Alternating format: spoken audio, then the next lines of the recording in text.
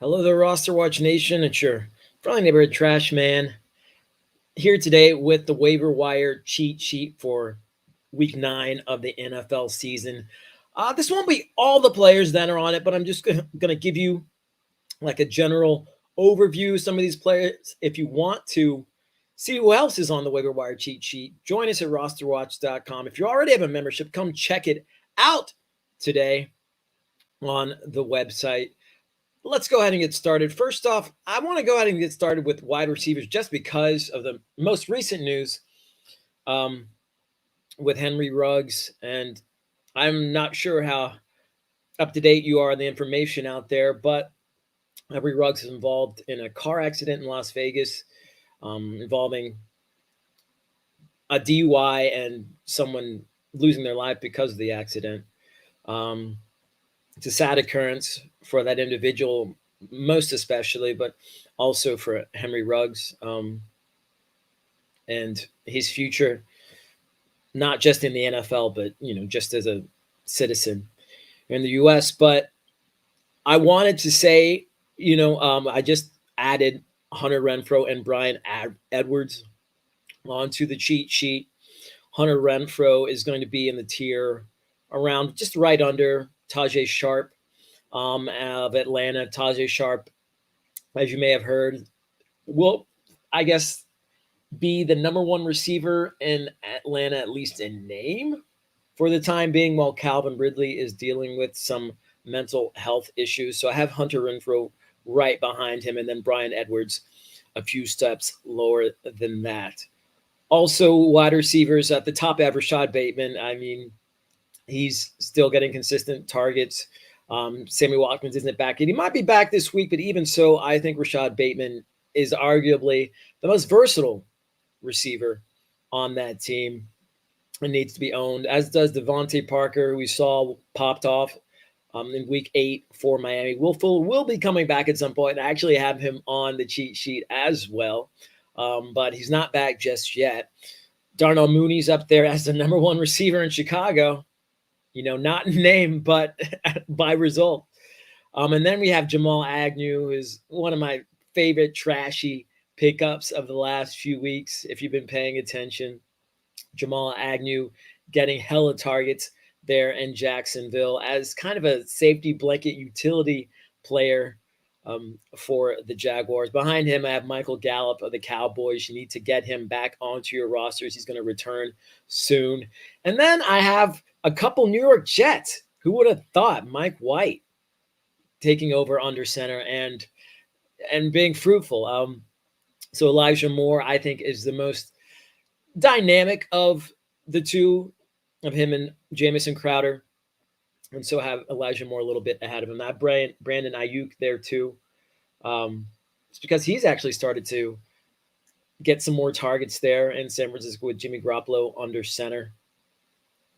And then Russell Gage, Van Jefferson, and a few others in the up to 10% tier. But beneath that, going up to 5%, we have the likes of the Marquez Valdez-Scantlings, who are returning soon. Who knows? Marquez Valdez-Scantling could end up being the number 2 receiver there again in Green Bay, behind Devontae Adams. Other players, Olamide Zaccheaus of the Falcons, he might actually start to get some run there. A deep down the field player. Nick Westbrook in Tennessee. With the loss of Derrick Henry, we could see the Titans move toward the passing game. And I think Nick Westbrook would be a beneficiary of that kind of move. And then down further on the list, we have the likes of like Josh Palmer of the Chargers, rookie, who just caught his first touchdown this past week. And then John Ross of the Giants, who we saw start to get some more action with all the injuries that happened to the Giants on Monday night. So those are the wide receivers. Kind of a motley crew, but something you can definitely work with. Let's move on to running back. First and foremost, we have Adrian Peterson, now of the Titans, as of yesterday. Derrick Henry out for the season. It's heartbreaking. I mean, Derrick Henry was one of our favorite Golden Sons here at Roster Watch. When he came into the league, we knew he was going to be the type of player that he ended up being.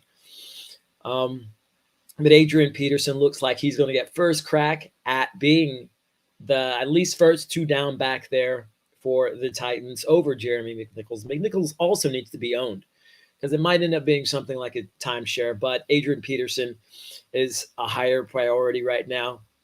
Right behind Adrian Peterson in the up to 25% range, I have Boston Scott, who might not be as valuable as Adrian Peterson. Actually, probably won't be. But we saw what he did for the Eagles this past week. He looked like the most dynamic running back that they have right now.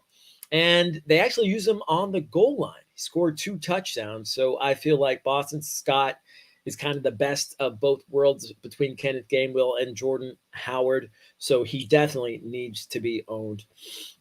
Down in the 10 up to 10% range, we have the likes of Mark Ingram now in New Orleans, getting almost double-digit touches in his first game back there.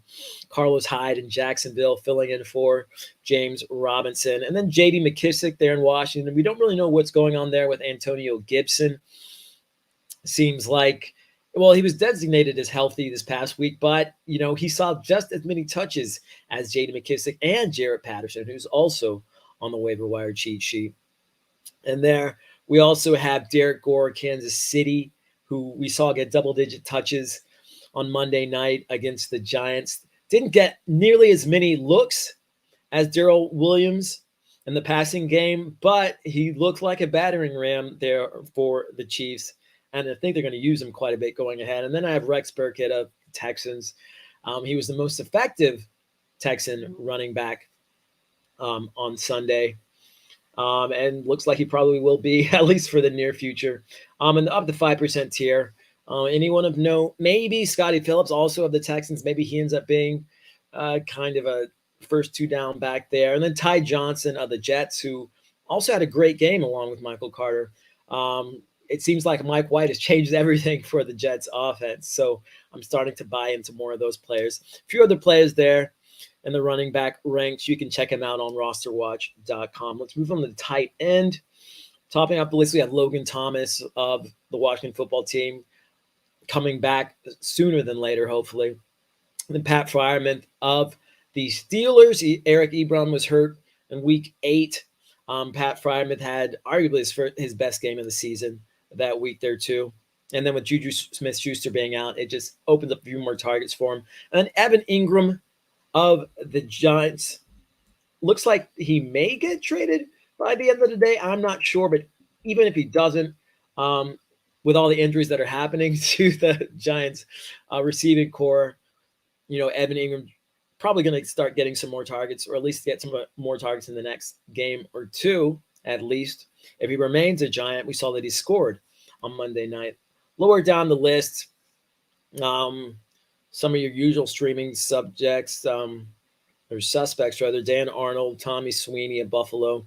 But then we have Mercedes Lewis and Josiah DeGuara of the Packers. Robert Tonyan tore his ACL this past weekend. So it's probably going to be a combination of these guys. Mercedes Lewis, we kind of know what we have there. Don't really know what we have with Josiah DeGuara. He's a young player, but, they went to him after Tonyan went out last week. So he's got some upside there. Moving on to quarterbacks, Taysom Hill tops out my list. Sean Payton said he's on track to return. I don't know exactly what that means, but hopefully it means he's on track to return this week.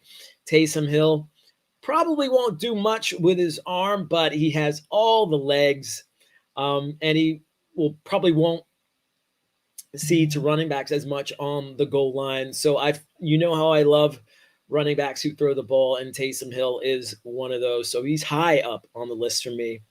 Behind him, I have Trevor Simeon of the Saints as well, just in case things don't quite work out for Taysom Hill this week. Then I have Mike White of the Jets. He's a revelation for New York this past weekend.